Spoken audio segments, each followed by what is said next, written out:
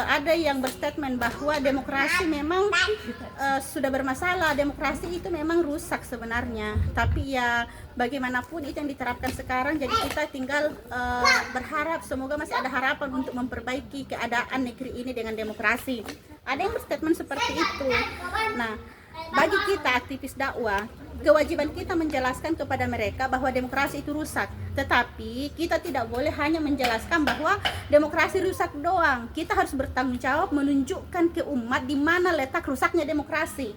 Nah, itu yang kadang luput dari kita para aktivis dakwah, karena kita hanya menjelaskannya secara universal saja. Demokrasi itu rusak loh, rusak dari akarnya, tanpa kemudian kita mendetailkan ke masyarakat di mana letak rusaknya demokrasi, di mana letak akarnya demokrasi. Nah, ini nih yang saya mau bahas. Jadi kita harus menggambarkan ke masyarakat di mana letak rusaknya demokrasi.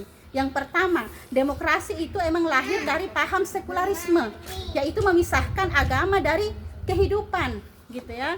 Nah, karena demokrasi lahir dari sekularisme, memisahkan agama dari kehidupan, melahirkan konsep, slogan dari rakyat, oleh rakyat, untuk rakyat, alias kedaulatan ada di tangan rakyat, alias rakyatlah yang berhak membuat aturan. Nah, sebenarnya di situlah letak kebatilannya demokrasi, gitu. Itu adalah kesyirikan yang paling nyata, kemusyrikan yang paling nyata, mengambil haknya Allah di dalam membuat aturan, menduakan Allah di dalam membuat aturan. Jadi kalau ada tadi yang mengatakan kita masih punya harapan terhadap demokrasi, kita sebagai seorang muslim tidak boleh punya harapan terhadap demokrasi, karena dari sononya dia rusak secara akidah, dia batil secara akidah, gitu ya.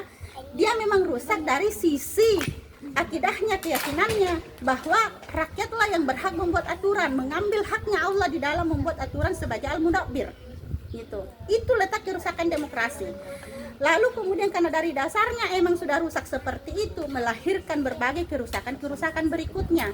Lahirlah prinsip demokrasi, yaitu freedom of self atau kebebasan individu. Nah, kebebasan individu ini melahirkan 4 kebebasan. Kebebasan bertingkah laku, kebebasan berkepemilikan, kebebasan beragama, dan kebebasan berpendapat. 4 kebebasan ini yang merupakan sumber kerusakan di tengah-tengah masyarakat. Coba kita lihat contoh kerusakan yang lahir dari 4 kebebasan ini. Kebebasan bertingkah laku membuat orang bebas melakukan apa saja tanpa perlu diatur oleh aturan agama, tanpa perlu diatur oleh norma agama. Orang bebas membuka aurat, iya kebebasan individu, kebebasan berperilaku. Orang bebas pacaran. Nah, orang bebas aborsi, pacaran melahirkan aborsi, melahirkan transgender dan lain-lain sebagainya. Itu kebebasan bertingkah laku itu, atau kebebasan individu. Dan itu akar dari demokrasi, karena emang demokrasi itu prinsipnya begitu, dan itu memang membolehkan freedom, kebebasan, gitu. Nah, berikutnya kebebasan kepemilikan. Ini kalau kita bicara soal ekonomi, inilah sumbernya kenapa ekonomi kita adalah ekonomi kapitalis, karena orang bebas memiliki. Karena kan konsepnya kapitalis itu adalah kebebasan kepemilikan. Orang bebas memiliki pulau, orang bebas memiliki tambang, orang bebas memiliki kekayaan alam yang harusnya menjadi milik umat, dikelola oleh negara untuk umat. Ini kan gitu. Tetapi demokrasi yang memperbolehkan, memberikan kebebasan kepemilikan, melahirkan sistem ekonomi kapitalis. Nah, sistem ekonomi kapitalis inilah yang kemudian melahirkan asas manfaat, asas materi. Segala sesuatu yang diukur dalam kehidupan kita itu berdasarkan materi. Sehingga ketika ada orang datang memberikan serangan pajar, walaupun secara faktual mereka lihat demokrasi ini tidak bisa lagi diharapkan, kalau ada serangan pajar ya mereka tetap ambil, karena standar hidup mereka adalah asas dasarnya materi. Kalau materi itu bisa menguntungkan mereka, ambil.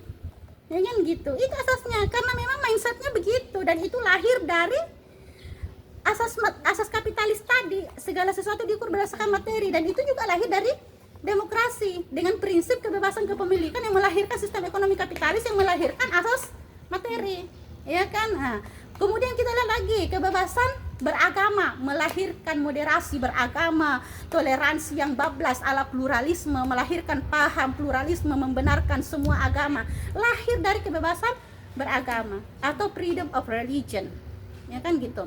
Kemudian adalah apalagi kebebasan yang satu, kebebasan berpendapat ini membuat orang-orang di barat dengan bebasnya menghina Nabi, melecehkan Islam, penistaan terhadap agama, kebebasan berbicara, kebebasan berpendapat yang kemudian memberikan mereka, menjadi legitimasi bagi mereka untuk berpendapat menistakan Islam, ya seperti itu. Nah, masalahnya demokrasi ini standar ganda.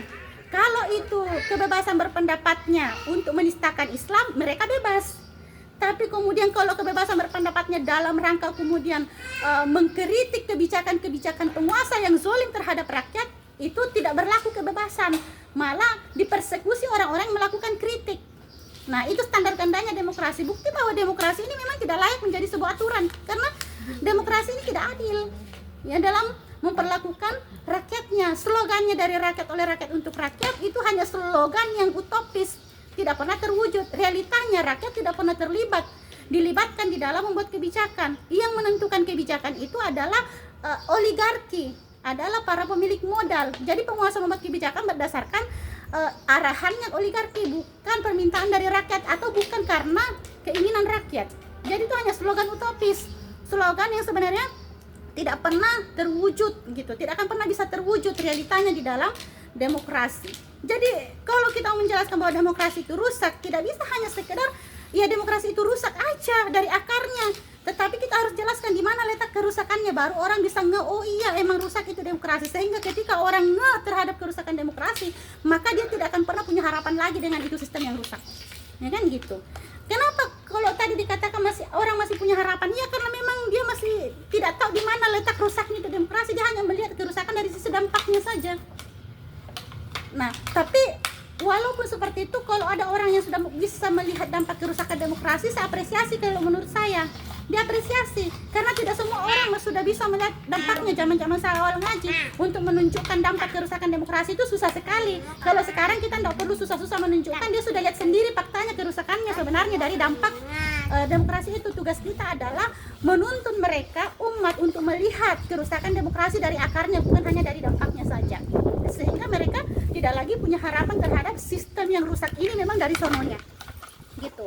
Dan kemudian setelah itu kita tawarkan solusi Islam sebagai solusi satu-satunya dari Allah, dan sudah terbukti. Dan itu juga kita mengambil solusi dari Allah bukan karena sudah terbukti pernah mensejahterakan 2/3 dunia dari 13 abad ya lamanya. Bukan hanya itu, tapi kenapa kita harus menjadikan hukum dari Allah sebagai solusi? Karena itu perintah, itu adalah konsekuensi akidah kita sebagai kaum muslimin. Sebagaimana dikatakan Indonesia ini adalah mayoritas muslim, 90% penduduknya adalah muslim, mengharuskannya mengambil hukum Allah sebagai aturan dalam kehidupannya nanti.